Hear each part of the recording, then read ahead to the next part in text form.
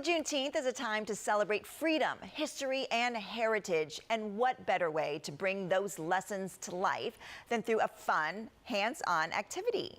Here to share some fun Juneteenth crafts you can do with your kids is the talented and crafty Karimah Henry from Crafting a Fun Life. So welcome back. Yes, thanks for having me. Well, thanks for being here. Thanks for being here on Juneteenth. Before we get started, can I just, ask you, what this day means to you and how do you talk to it with your children?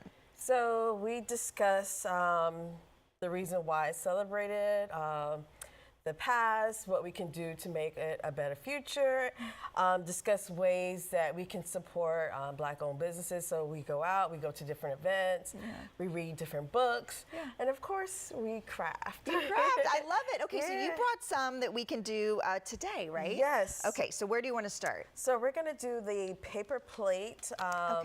Juneteenth flag. This is the official flag that you're seeing here. The red, white, and blue represents, that the descendants of the enslaved people are Americans. So that's why you have those colors.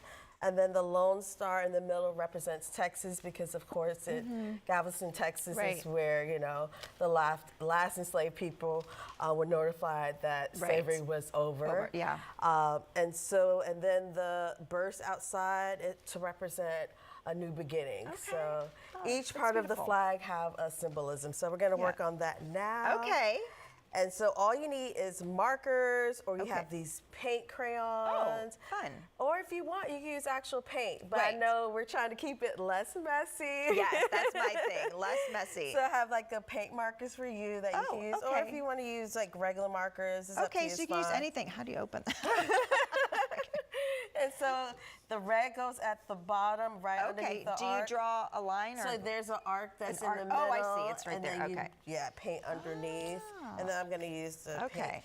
All right. So this might take a while, but this is, so you kind of paint this. The red at the bottom. Okay.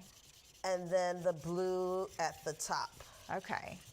So the paint one is the Paint crayon. one. I'm gonna use the blue one for the top. It's a little bit easier.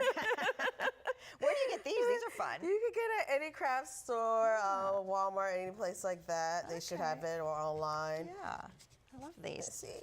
This is so much easier, and it's less. So it's like in between a crayon and a marker.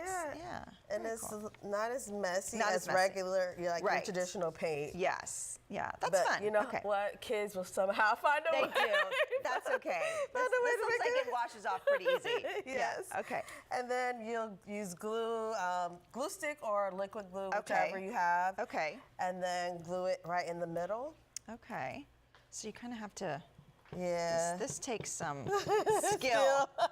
Yeah. But this is fun for the kids. And then as they're making it, you can explain the symbol. Exactly. And then before you can read a book so that they kind of understand what the flag represents. Because this wasn't created until 1997 by Ben Hayes. It's new. So the flag is a bit newer. Right. So yeah, you can discuss it by reading a book beforehand. And then doing the craft. And then in the middle, our star. The star. I know, I love the symbolism of all of this. Yes.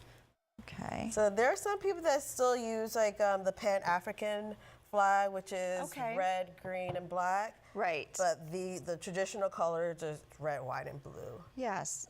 I know, I really appreciate the symbolism of this flag. That's really cool. Yes. I love it. Very good. Oh my goodness. And then we have more. We have the cardboard version of it. The Q-tip, you're just using cotton swabs to create it. The craft stick. And then like if you want a keepsake one, you're doing the handprint flag version of it. So that was what we saw kind of in the video at the top. So how do you do that? So you kind of replace the star in the middle with their hand, which is really special. And they can either just use like Q-tips or their fingerprints to make the bursts around it. So you want to try to keep it simple for the kids. But if you're looking for more ideas, or you just go to my website, I have the tab that says Juneteenth to make it easier for everyone. Yeah, I know, because this might be hard for someone to make. Yeah. I'm like, it was hard for me. It's really hard. So do you have a stencil? Yes, I do. Perfect. So you can just download it from my website. That way you're not trying to draw it yourself, because I can't. Yeah. Making a star is my That's I cannot do it. That's difficult. And then this starts you, and you have, and all the crafts that you bring to us, you always have, you know, the stencils and stuff on your website, which is really good. To make it easy for parents and kids or grandparents or any caregiver. Yeah. Yes, I do. Okay, so 4th of July is coming up. I'm assuming you have some fun 4th of July crafts on your site. Yeah. So you got to welcome me back so I can share with you. Yeah, so fun. And then, you know, summer's, you know, a tough time for parents because a lot of them are home with the kids all day and trying to keep them busy. Oh, gosh. So you have tell us about what you have that can help. So I have different ideas, whether it's free, like going to your local library or splash pad. Yep. Or I have a bit more expensive ideas if you want to splurge in the summer, like going to a theme park. Right. So everything will be available. I have a separate tab for that says summer. Summer. I love it. I know. Really check out her website and also your Instagram. Follow you on Instagram. And I'll share more ideas there. Crafting a Fun Life, correct? Yes. Okay. Well, thank you, Karimah. Thanks for having me. I appreciate it. And again, you can see it right there on your screen, craftingafunlife.com.